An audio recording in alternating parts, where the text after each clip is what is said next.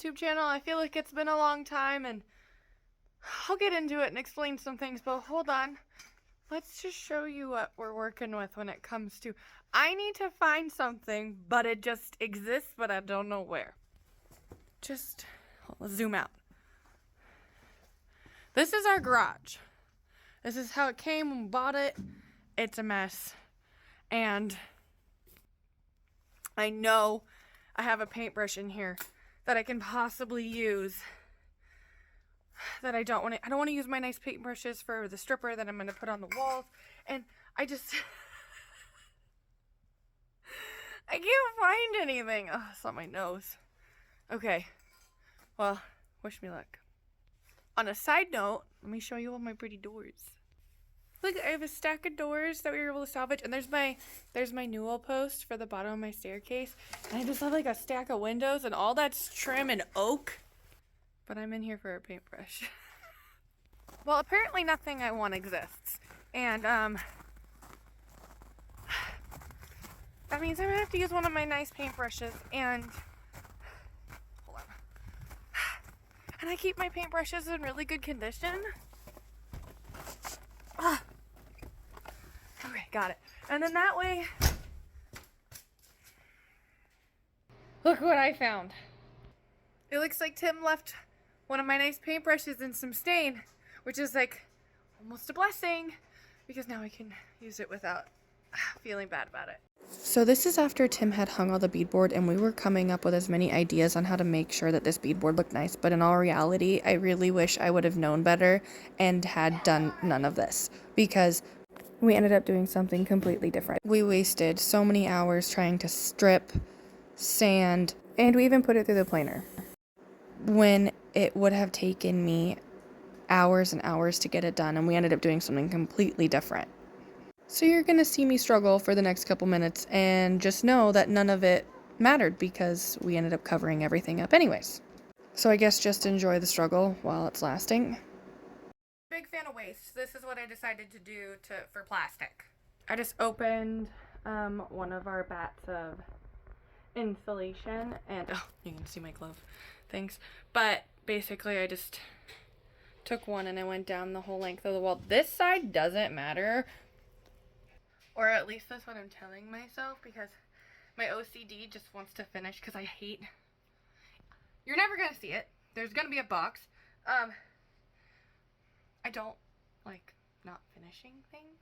It gives me anxiety. So knowing that it's going to be back there unfinished with gaps and holes, because we also ran out of board to use every last bit of boards, and that's just where they landed. We couldn't cut anymore. Like this is it. And then even at the top, there's a hole at the very top right there we could not finish. Hopefully it's going to be hidden by a box that's going to hide our plumbing. But there's just like something wrong about it, like my anxiety. It's fine.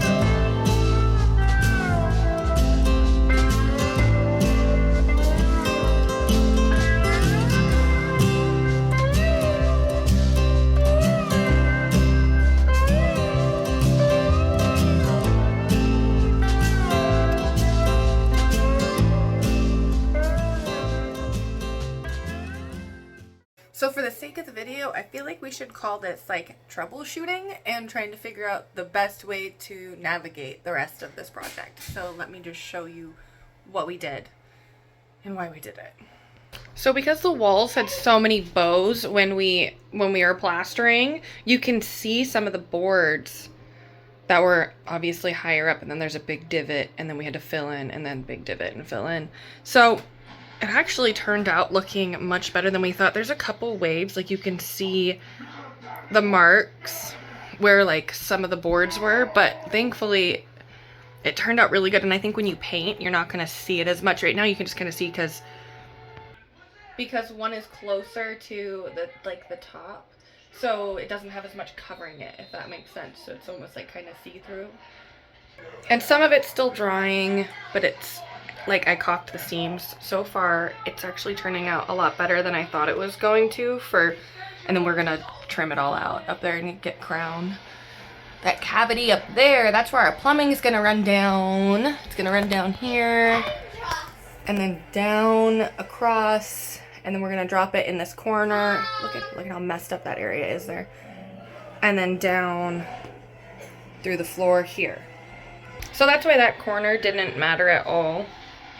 But that was like, up there was a huge divot, just like huge bows.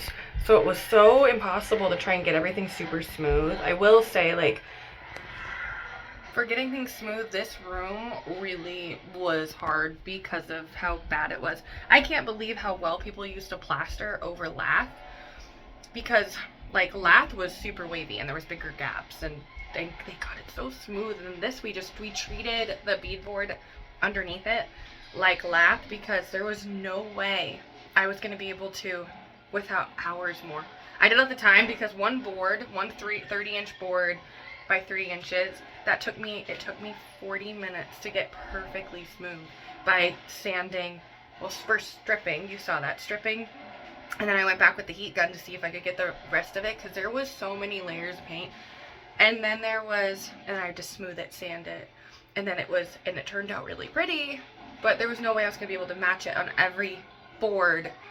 And we had to actually run some of them through the planer, but because they're so cupped and like bowed, that it just took off the bead. So then it wasn't even worth it, because then you couldn't see anything. So we didn't plan to plaster my pantry, but we did. So sorry that this video took so long to put together. Hopefully we're coming into when the boat opens back up, and we'll be getting things, and we're gonna be working on the kitchen, so fingers crossed that we'll have more content for you soon. That would be great. I think that would be wonderful. Look at you go, buddy! He's growing up so fast. Look at you without training wheels. Huh? You don't have training wheels. I know. Good job, Joe. Look at you go.